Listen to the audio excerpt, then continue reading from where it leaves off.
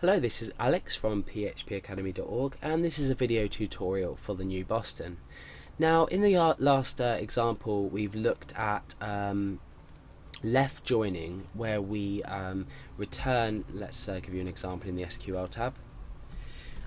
We have said left join pets on where people.id equals pets.peopleid. So if we click go, we're given a list of people on this hand side and the pets that relate to them on this hand side. So we've got two different tables: people, where we've got the ID, which is unique to each person, and we've got pets, where we're ignoring the ID for now, but people ID is 1 for Alex and 2 for Dale. So we're just displaying this information. Now, what happens if, for example, we have got dog, which is relative to 2, people ID 2, which is Dale, but we delete Dale from the database. So let's delete Dale from the database. Let's go ahead and run this query again and click go.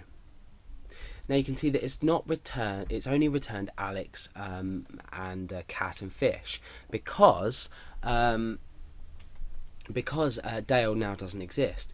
Now what happens if we want to display data on the right hand side, even if the corresponding value on the left hand side doesn't exist? Now for this we use the right join. We've used left join, but if we change this to right join, what we're now doing is, even if this people ID doesn't exist, we're still displaying it because we're right joining. So let's click go and see what result we achieve. Okay, so we've got pet, cat, fish and dog. Dog still exists in the database in this table pets, but the owner does not exist now in people. So why is this useful? Why can we use this right join?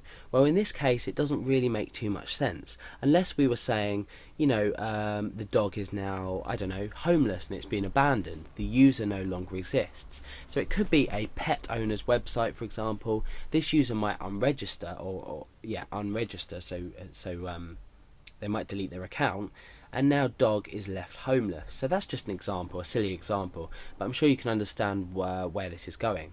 So if we want to represent the data on the left, even if it doesn't have a value on the right, we use the left join.